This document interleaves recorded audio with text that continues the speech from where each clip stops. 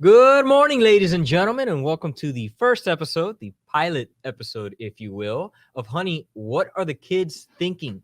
Show about bridging my generation with yours. I have First a of all, guest. congratulations to you. That's wonderful. And thank you for inviting me. Thank you so much, Michael. Welcome to the show. I would like to thank our sponsors today, OG Paint. Did you know, Michael, that the slang term OG originally means original gangster? So, for example, it's supposed to denote somebody who's supposed to be the trendsetter, the first in line, the original, so to speak, man around town. So, OG Paint, thank you for sponsoring our show, our very first OG show.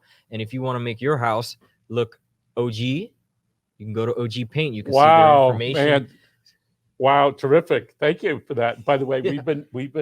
they've been supplying paint to us for many, many years. So thank you, OG Paint. So, if you aren't blind, cross-eyed, or have a strong repulsion to the side of my face, you'll see that I'm not a boomer or a millennial. I'm here to talk to you about all the crazy things that the youngins, I know, really, really scary, all the youngins are doing nowadays. And we're here to talk about social media, all the craze about social media, Facebook, Twitter, and so on and so forth. But before we get into that, I would like to talk to you, my beautiful audience, about a segment called the Meme of the Day. Take it away, Camera 4. Hello, Camera 4. Humor for the youngins is sporadic. It is all over the place now on social media. It is one thing and the next from 1 second to the next. And that's not even getting into all the different kinds of humor that'll mix and match to create images like the one right here. Keep pointing. Yeah. Oh, there we go. Put it, make it bigger, make it bigger.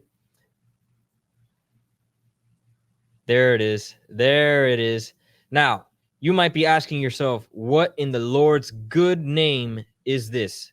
Yes, it is terrifying to attempt to understand, but it is a meme. And meme of the day is all about memes. What is it, you ask? Well, a meme is a type of joke. It is a template for a joke on the internet, on social media. So, for example, in this case, it is Lord Farquaad of DreamWorks Animation's Shrek, combined with the image of a YouTuber by the name of Markiplier, who is very well known on YouTube for doing Let's Play video games for the horror genre. Why are they combined? Who is this Markiplier? Well, the answer to both of those questions is I don't know. And the important part is that you don't know. And to understand this image is completely impossible. Therein lies, ladies and gentlemen, the punchline of the image of this meme. And if you were to take this image to your son or daughter or grandkids, asking them what it meant, they would laugh their butts off seeing the look on your face. Scary, I know, but it's Halloween, and who doesn't like a little weird this time of year? But enough of that, Camera 4. It's time to take it back to Camera 3 to talk with our star today, Michael Miller. Well, first of all, I want to thank you again for inviting us. And we're proud to have you here, even though you're going to be here for less than a year because you're going to be going to graduate in the fall, graduate school in the fall. So thank you for spending some time with us. So no problem. All right. So, you know, one of the, granted, my brother and I have been fortunate to interview a lot of people in the last year and a half, literally hundreds of them.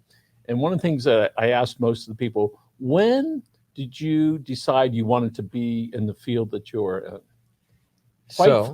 Quite frequently, they go back as far as they can. And they said, well, when I was a teenager. I said, well, was it before that? And that's where the hesitation starts. They go, well, yeah. I said, how far back? Most of the people, it's in elementary school where they've made a decision. They haven't expressed it yet. We had a young lady in here in the second grade. She said to me, Michael, I found out when I was in second grade, there were a lot of children that were illiterate. I said, say that again? Second grade. She's in 10th grade. Since then, she's distributed 310,000 books. Now, when you're in second grade, is that 6 years old, I think? That's when she started saying it. So when we look at stars, and I think, Michael Jackson, perfect example, when he was about this big, he was a star. You could look at him, and you knew that. And so the thing that I ask everybody: when did you want to become a doctor? What caused you to do that? When did you want to become a businessman? When did you want to be an accountant or a lawyer? And so often it's at a very, very young age. But I always add into it: listen, if you want to change what you do and do something else, there's still time to do that. So again, so part of what I look at is what causes us to desire the things that we want to become, and our support system around us that can help get that. And when you look at these pianists, these young people that are on America's Got Talent, how do they know to do that? Go out there in front of 3,000 or 4,000 people and sing it and stand up there in confidence. So I'm particularly proud of the interviews that we have done and the emotional aspect of this engagement of people during the pandemic. And when we first started, you remember we had a divider here, and so frequently people we'd only be this far apart. This would be, and so now it is like, oh, it's different, and we see how people are responding. So anyway, my hat's off to all the parents and the teachers and the instructors who are helping all of us become better people. Yeah, no, Lord only knows how much people have been dealing with now with the pandemic, and I know for a fact probably that over the last 2 years of the coronavirus and whatnot, we probably at this point have more in common with Dracula than we do with our politicians. Yes. But fortunately for all of us, we've been blessed with social media. It has allowed us to keep in touch during these trying times, and that brings us to the topic that we were going to discuss Yes. today.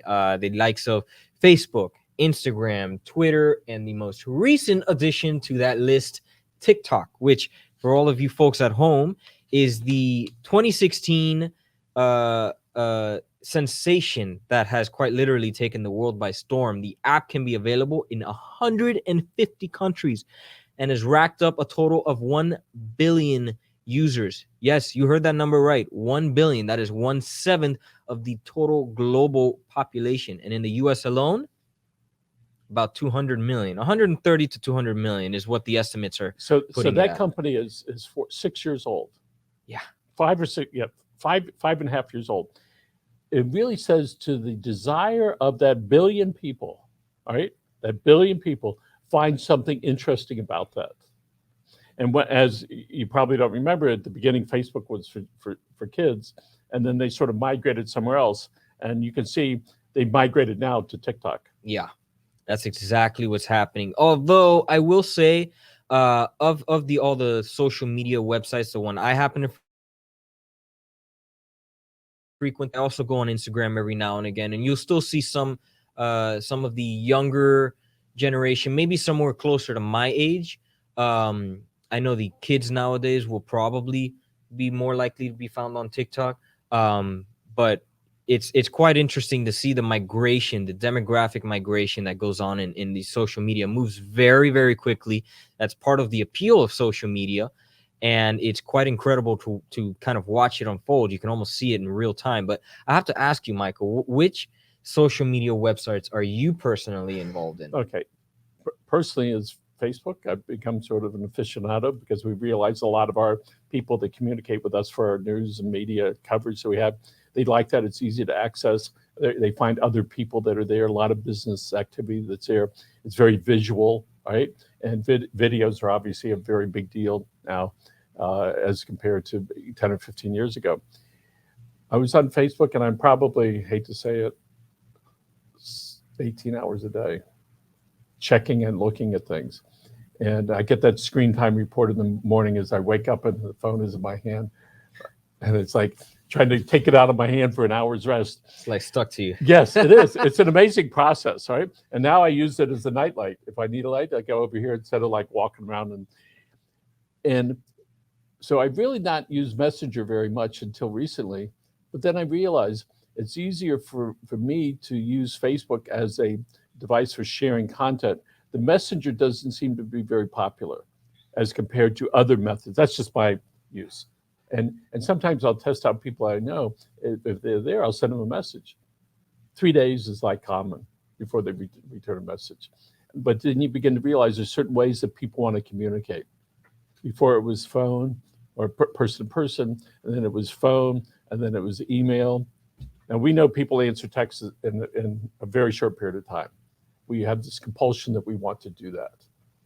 And you're allowed to be to spell things wrong, all right, and to abbreviate and have typos. That's autocorrect right there. Right. I think in an email you're not given that liberty, that you have to spell it correctly, all right. And if you don't, you look like a fool. So texting is a really good method for me and the people that we have. So Facebook is my primary one. Instagram, I see they have almost 1.4 billion people, 125 or 130 million people that are here. And what we've been able to do is say, who's our age group? Who are the people we want to talk with? Yeah. All right. It's interesting enough, the oldest group is LinkedIn out of this. And the content that goes on LinkedIn is entirely different than most of the other ones. Is that by design, or is that the culture that was created by the users? I think, for me personally, that would be by design. Twitter, for example, has very short form, 160 characters max messages that you can send out. Actually, no, they recently upgraded that to 280 characters. So it's a little bit longer. But the reason why they do that is because it allows people to basically sporadically throw out their thoughts and move on to the next thing. The internet culture and Twitter moves extremely rapidly, and the same now for TikTok, except the differences between those two social media sites is that TikTok bases themselves mostly in a short video form as opposed to Twitter. And TikTok, what is the maximum length of time that they usually have? I would say it's about 1 minute, 1.5 minutes is probably the longest video that you could probably put up. If we look into the ads that are on Facebook, some of those ads are 5 seconds long. Mm-hmm. I know it's hard for you to imagine this, but 25 years ago, ads on TV were a minute long. And then it was 45 seconds, and then it was 30 seconds, and then it was 15. I saw an ad the other day, Evan Roofing with their phone number, 3 or 4 seconds. Facebook has mastered that.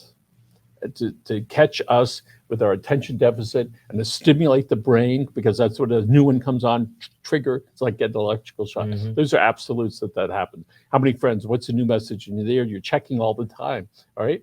And I don't know if it was ever like that with emails, all right? Now we just keep hitting delete, all right? Yeah. But Facebook has tapped into our subconscious in a way that could never have been predicted 25 years ago. Oh, no way. 25 years ago, people could barely understand how a cell phone, and the cell phones were like blocks. They were bricks, like holding a... Be careful what you say, because I had one of those. It's true. Ladies and gentlemen, we are in a new era. It's part of the new world. And to bring it back to the conversation, that LinkedIn specifically, this is why LinkedIn stands out a little bit more, is LinkedIn by design is oriented more from a business standpoint. The users are split up into two camps, essentially. You are either a company or an employer, or you are an employee or someone looking for work. And because they segregate their users in that way, they kind of built in a culture for the website that everything on there is supposed to be either work related, or you're looking for work, or you're looking for, someone to hire, and so on and so forth. I think that is what basically undergirds the situation on LinkedIn. So one of the things we do know, but just about every phone is a video camera. And for the young people out there, you think you got a big deal with the flip top. We used to have those years ago. You saw them, they could open up now. So I'm wondering, how many times are they going to be able to do that? And how many times a day do you talk on the phone before they finally pop? But the changes that have gone on and creating content in the last 15 years has been tremendous. Years ago, we realized we could be 3 to 5 years behind with the most recent technology, and at that point, we were in the newspaper business, right? And the technology allowed us to create content, right, and have the artwork.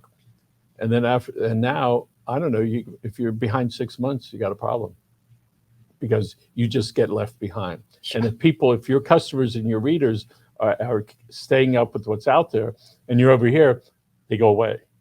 right? Yeah. And so I think that's social media has certainly taught us how technology can make us really become alive and connect. And certainly that's one of the challenges across the globe, that with these 3 or 4 media companies, out of 7 billion people in the world, a couple of them, Facebook, Instagram, and TikTok, reach 5 or 6 billion people in an instant. Yeah. And I think that it's also causing a huge amount of fatigue for people because the addiction quality of this type of stimulation is there. And the news goes out. We just did a story. We just posted it.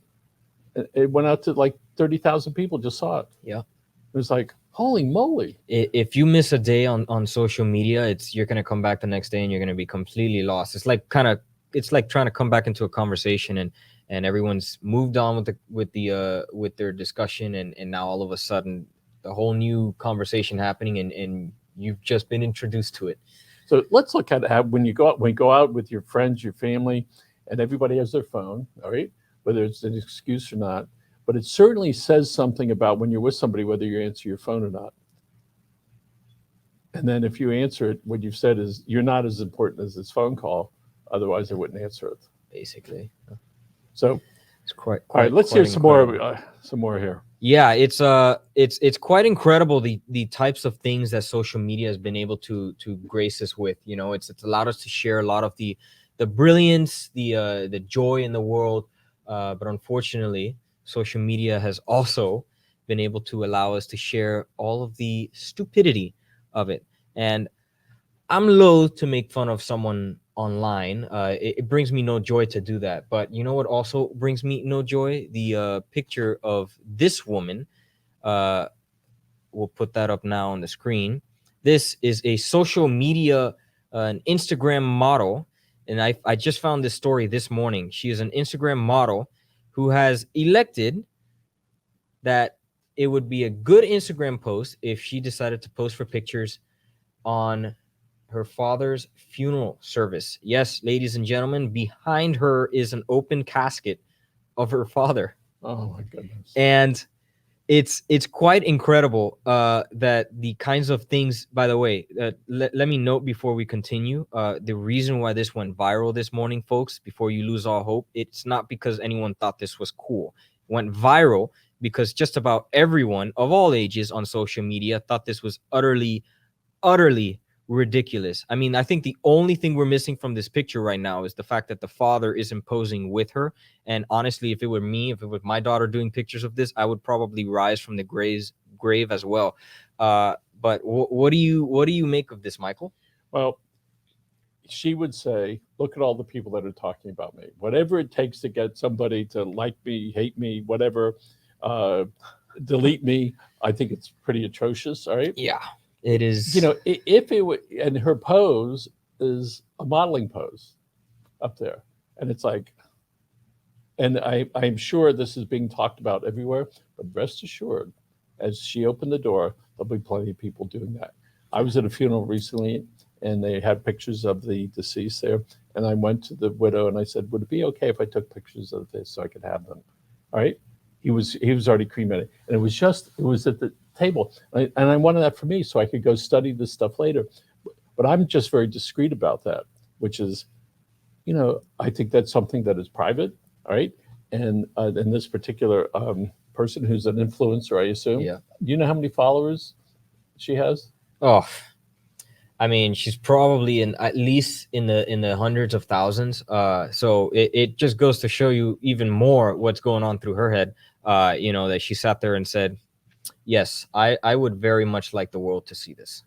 So when people do that, and you know, it's showtime rather than some intellectual pursuit. All right. And there's certainly, if she wanted to do that and to share, it could have been a little bit different. She didn't have to have an open casket. She could have been sitting in the audience over there and crying and you know, comforting her family. But in this case, it was tantalizing us with an open coffin.